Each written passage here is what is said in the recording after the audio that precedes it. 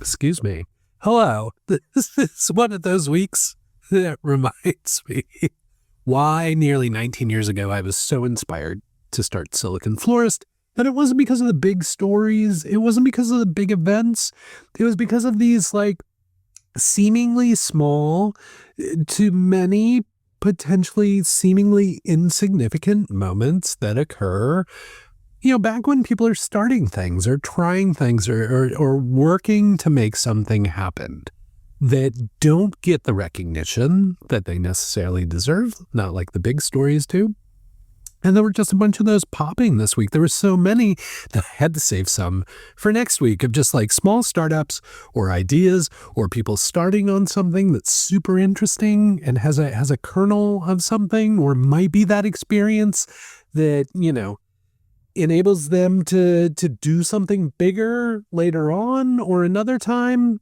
Anyway, all I'm saying is this week made me really happy because it wasn't chasing a bunch of big news stories. It was highlighting what individuals or small companies are doing with technology, with AI, to just build interesting things and try stuff out. The big news was there was an acquisition this week I want to talk about. A Portland startup has been selected for Seattle incubator, and a few stories about Bend, Oregon. So it's truly an Oregon startup news show this week. Not so Portland focused, a little bit of Bend stuff as well. So before we get into those big stories, and then of course secrets, I'll do the secrets if you stick around for that. But first and foremost, just some real quick hits. Some of those stories of people building interesting tools. First and foremost, Meet Sona. Came across that one this week. It's one of those that if you're struggling to work with AI to develop content and you want that content to sound like you, and that seems more difficult, Meet Sona has approached this from maybe you should just talk to AI, and maybe the way you say things or verbalize things are closer to your actual voice and will help you build the content you need for LinkedIn or your blog or whatever. So Meet Sona is working on that. I'm happy to have found that one, and we'll keep tracking on that. Alder, which full disclosure came from a Pi alum who was working on a different project and now has started Alder.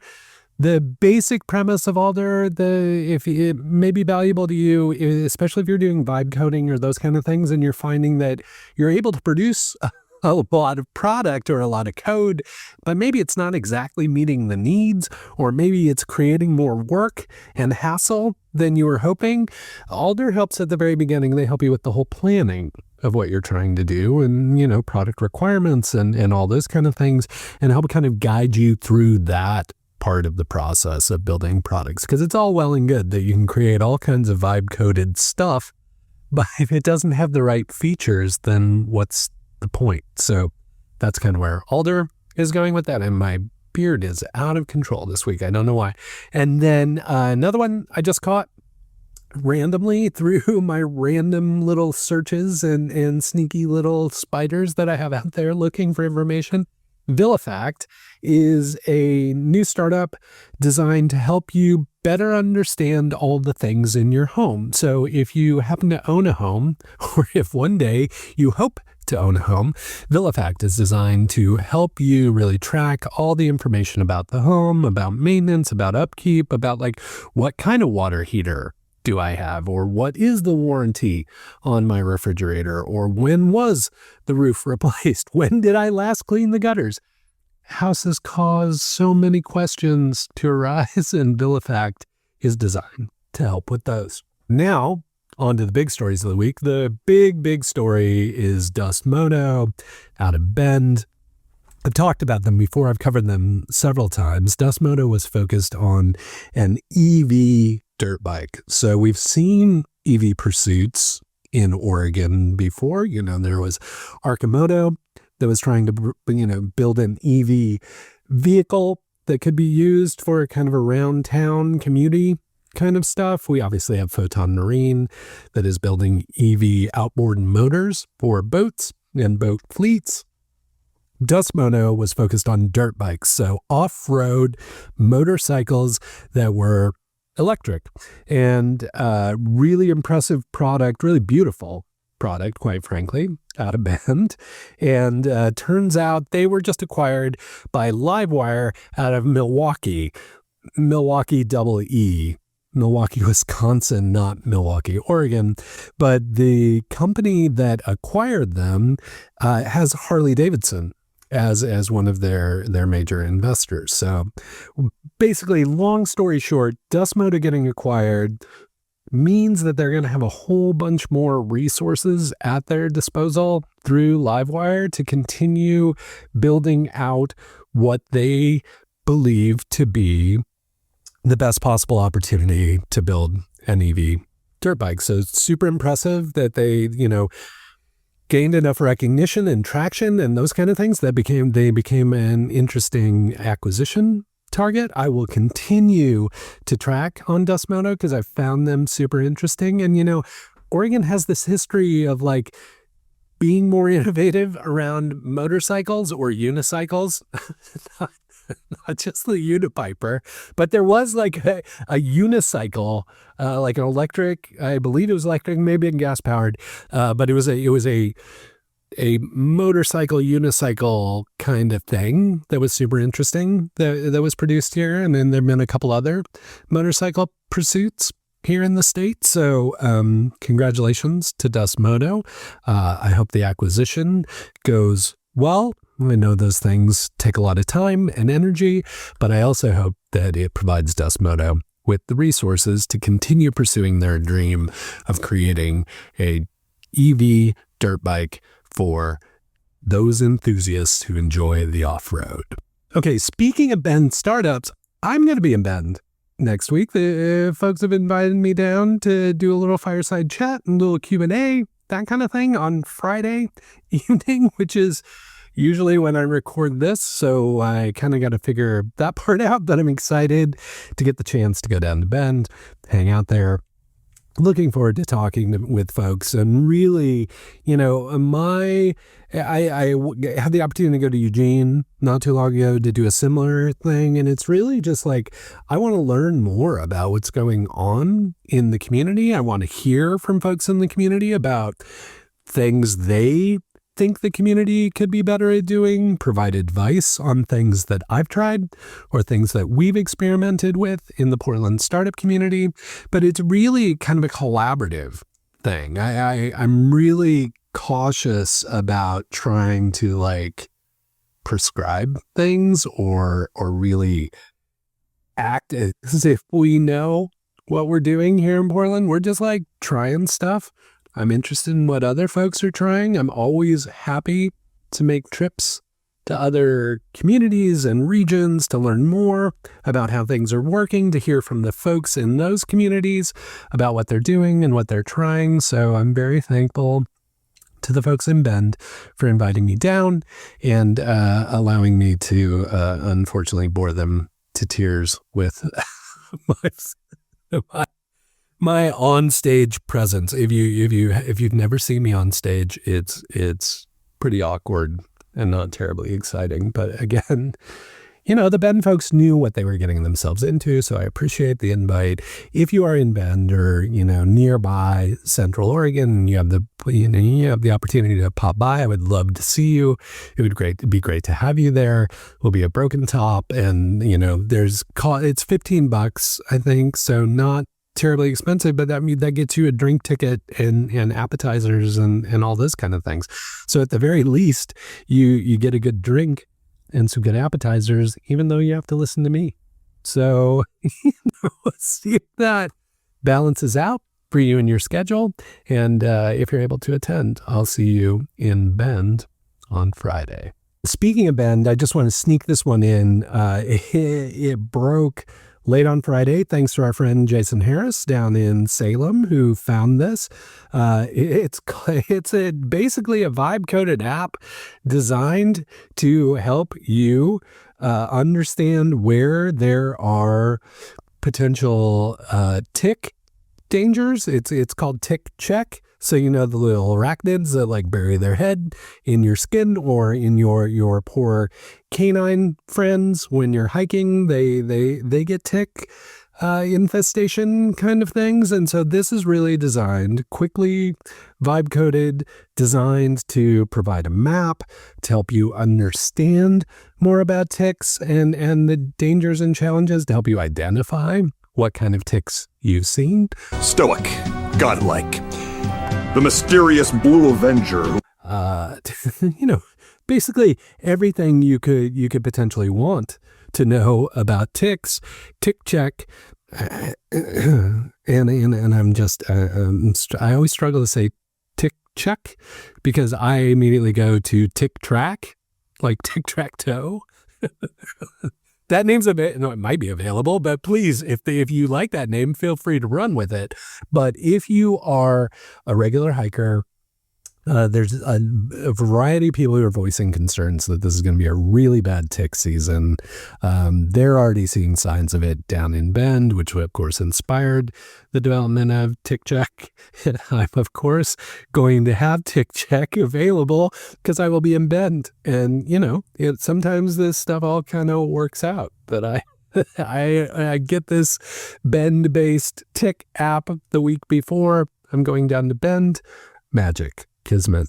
So if you are in a region that is typically challenging for ticks, or if you spend a lot of time outdoors, hiking, those kind of things, if you walk your dog outdoors, Tick Check could be a really valuable app for you. And again, I just love that it's like somebody who saw a problem and they built something to solve that problem, not because it was going to be like a unicorn, not because they thought there was a business there, but because they saw a problem and they wanted to solve it. And that is the kind of stuff I love, because who knows what that could lead to. It will lead to people being better informed and hopefully less Lyme disease and all the other things that ticks bring with them. But also, what an incredible time to be alive when people can be inspired by a concept and can vibe code something rapidly to help all of us. So thanks to the folks at Tick Check who made that possible. And I look forward to tracking on the app and seeing where it goes from here. And then finally, there's a Portland startup called Crenion. I'm not sure exactly how you pronounce it. I've been tracking them for a while. They've been in stealth, but I went to the founders. I'm like, hey, do you want me to talk about this? Are you ready for this to be public? And they're like, no, just kind of keep it quiet. Like, we're not quite ready to talk about it. And so I've been hesitant to talk about it, but they were just named to the Maritime Blue Ventures Incubator. Sorry, I almost said accelerator. Incubator in Seattle as part of that cohort, 12-month program.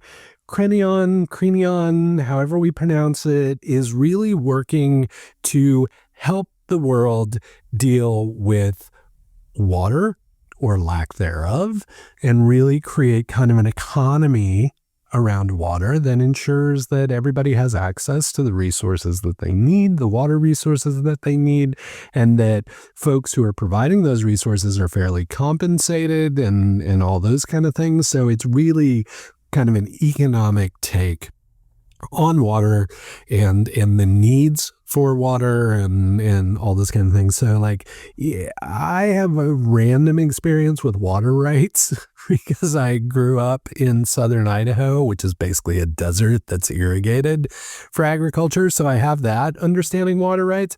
Haven't really dug in to Crenion that much to get really deep into what they're doing, partly because I wasn't allowed to talk about them, and so I didn't want to get too involved. But now that they're in the incubator, the Maritime Blue Incubator in Seattle, I'm going to be keeping an eye on them, and we'll keep you up to date on how they're doing. It's a really, really interesting concept, big idea. Definitely a huge idea, kind of one of those swinging for the fences, gigantic ideas. So I'm super inspired by that. Obviously, water, huge deal for all of us on the West Coast. And, this season we're supposed to be in a drought, so water is going to be top of mind for everybody. But I just wanted to highlight that they've been accepted to the incubator, and congratulations to Crenion on their getting accepted into the Maritime Blue Seattle Incubator cohort. Okay. All right. That's it for this week. Again, another kind of quick one. Hopefully, who knows? We'll see after the edit, but welcome to Secrets. It's just you and me. Like everybody else is gone. It's just you and me. We can hang out. So I wanted to share a few things just about what's going on with me. I'm suddenly stuffed up again. I apologize for that. This week I met with a lot of founders, as I usually do. Met with a few VCs, saw some interesting stuff that's going to like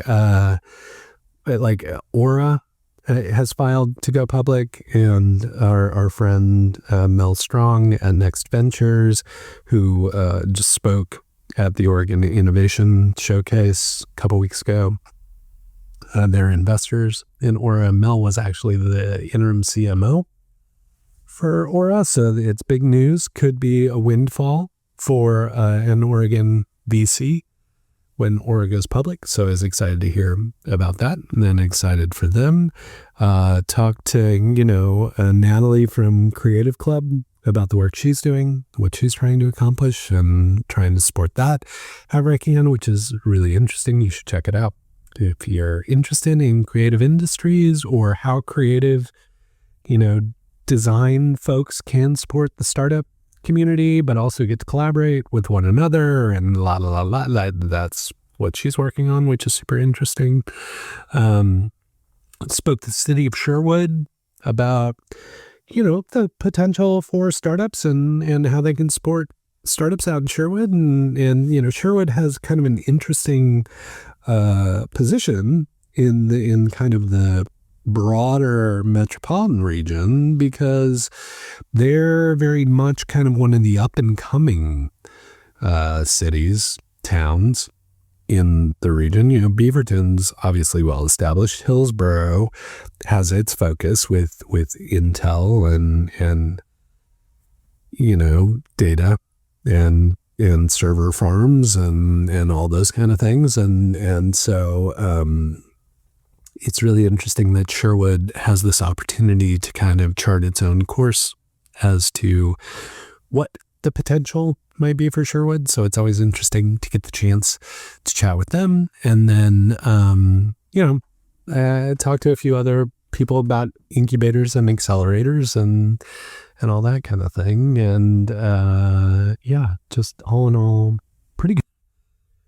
Honestly, from a startup community perspective, really, really good week. And as I mentioned at the top, just like this week reminded me why I do Silicon Florist. There's so many stories about people building interesting things that solve actual problems, that have nothing to do with like fucking venture capital or any of that other shit. It's just people building stuff that they want to build, they need to build, they recognize an issue, they build something to solve it. So that's the whole reason I started doing this, was I saw really interesting, creative people building interesting products with technology that, didn't really get coverage or kind of accolades from the community. And I just wanted to make it more visible. So this week very much reminded me about why I started Silicon Florist in 2007. So long time ago, and really just it reinvigorated me and motivated me to keep working on Silicon Florist. So, and this is an instantiation of Silicon Florist, the YouTubing. It's like I still blog, but no one reads the blog, so I come here once a week and I read the blog to you. So thanks for putting up with it, putting up with me. I hope to see you in Bend next week, if that's convenient for you, it would be great to see you there. And if not, hope you're hanging in there, and hope everything's going well for you as we move into the summer months. But hang in there, and until we get the chance to chat again, please keep up the good work.